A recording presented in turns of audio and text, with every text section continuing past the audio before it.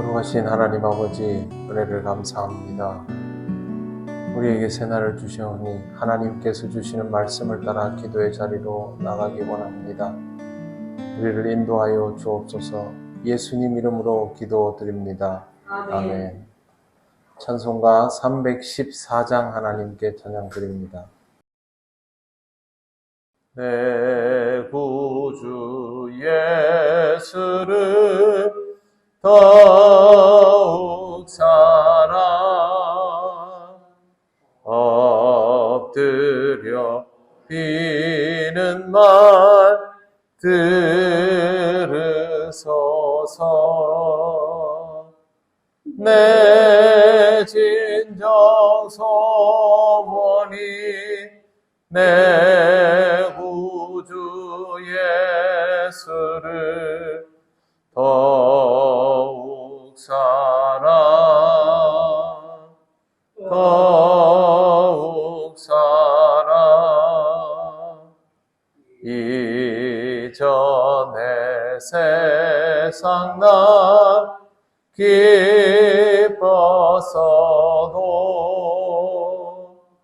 지금 내 기쁨은 오직 예수. 다만 내비는 말 내 구주 예수를 더욱 사랑 더욱 사랑. 이 세상 떠날 때 찬양하고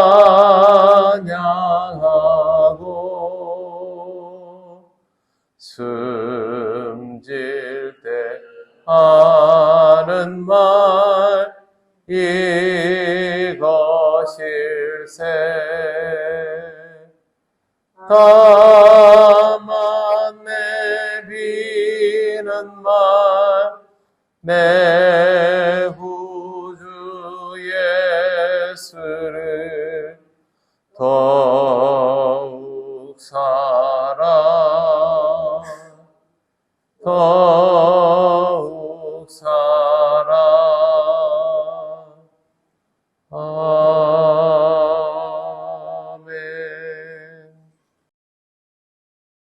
하나님 말씀 누가복음 4장 42절에서 44절까지입니다. 다 같이 봉독하겠습니다.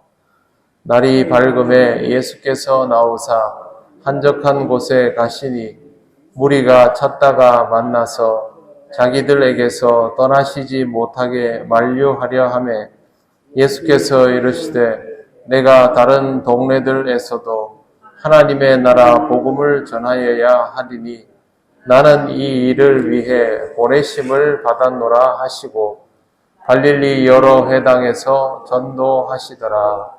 아멘. 이 성경 구절과 비슷한 구절을 읽어보신 적이 있을 것입니다.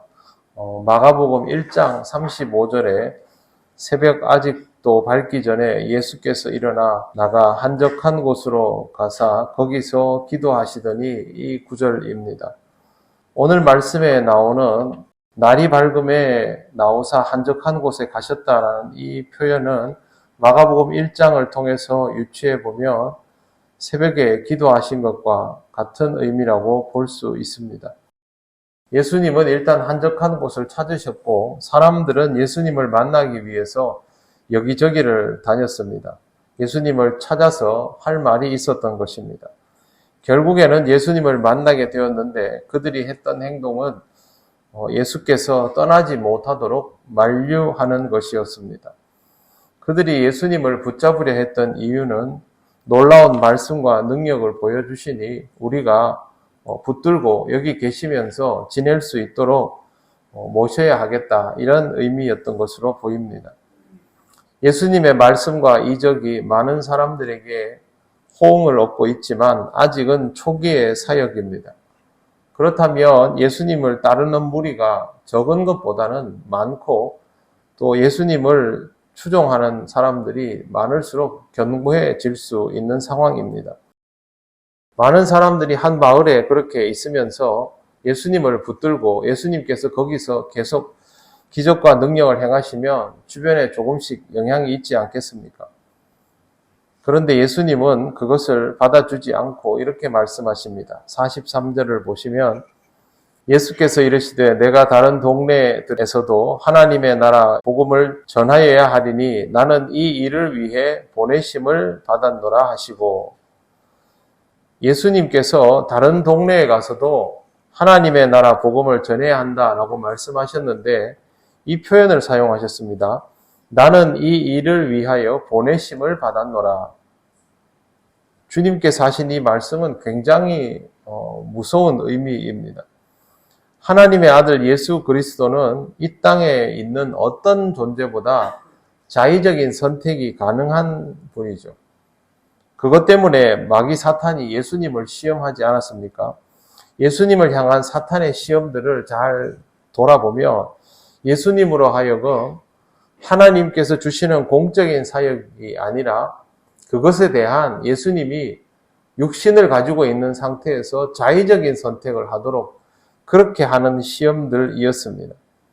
그런데 예수께서 그 시험들을 다 이기시고 오늘은 나는 이 일을 위하여 왔노라가 아니라 나는 보내심을 받았다, 그렇게 말씀하고 있는 것입니다.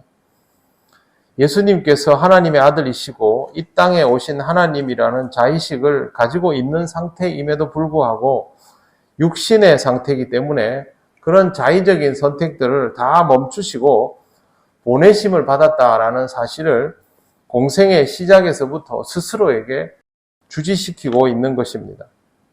우리는 이 말씀을 보면서도 다른 곳으로 자리를 옮기는 것이 예수님의 자의적인 선택이라고 해석하는 경향이 있습니다만, 예수님은 분명히 보내심을 받은 것을 기반으로 이 대답을 하고 있다라는 것을 주목해야 합니다.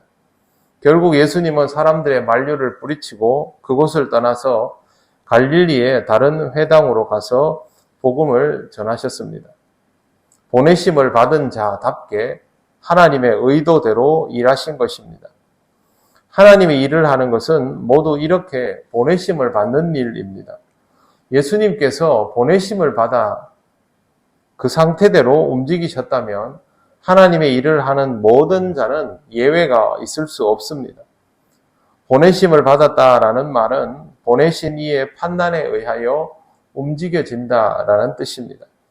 여기에 자신의 판단이 들어가면 안 된다라는 것이죠. 예수님께서도 스스로의 의지와 판단을 완전히 보류하고 예정대로 다른 곳으로 복음을 전하러 가셨는데, 이렇게 하지 않고 자기 스스로 판단해도 좋을 그런 하나님의 일꾼이 있을까? 없습니다. 모세조차도 이것을 용납당하지 않았다라는 것을 잘 기억해야 합니다. 그럼에도 불구하고 자신의 의지와 판단을 따라서 행동하는 사람은 하나님의 일꾼이라 할 수 없습니다. 자기 자신이 스스로를 향하여 하나님의 일꾼이다라고 자부하고 정의를 내려도 하나님이 보내신 의도대로 살지 못하는 순간부터는 하나님의 일꾼이 아니게 되는 것입니다.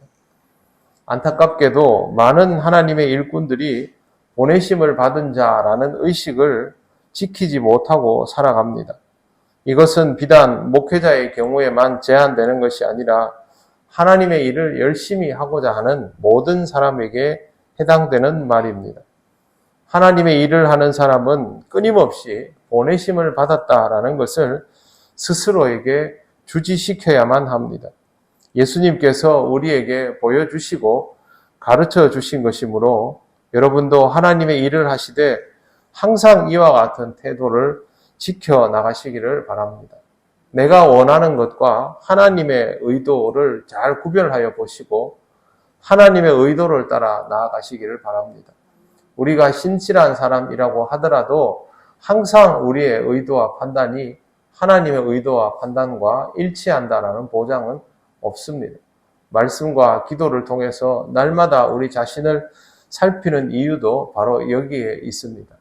늘 하나님께서 여러분을 향하여 어떤 의도를 가지고 있는지, 또 여러분을 어떻게 사용하시는지를 잘 확인하시고 순종하며 따라가시기를 바랍니다.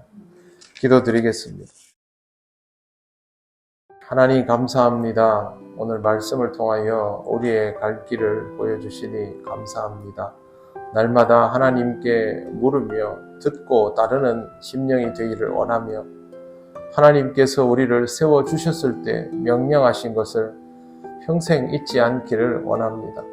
우리가 우리의 마음을 지키게 하시고 하나님의 뜻을 항상 분별하고 깨닫는 은혜가 있게 하여 주시옵소서. 오늘도 하나님 우리를 이끄심에 순종하는 마음으로 이 하루를 살기를 원하오니 성령께서 우리를 지켜 주시옵소서. 예수님 이름으로 기도드립니다. 아멘. 하늘에 계신 우리 아버지, 아버지의 이름을 거룩하게 하시며 아버지의 나라가 오게 하시며 아버지의 뜻이 하늘에서와 같이 땅에서도 이루어지게 하소서.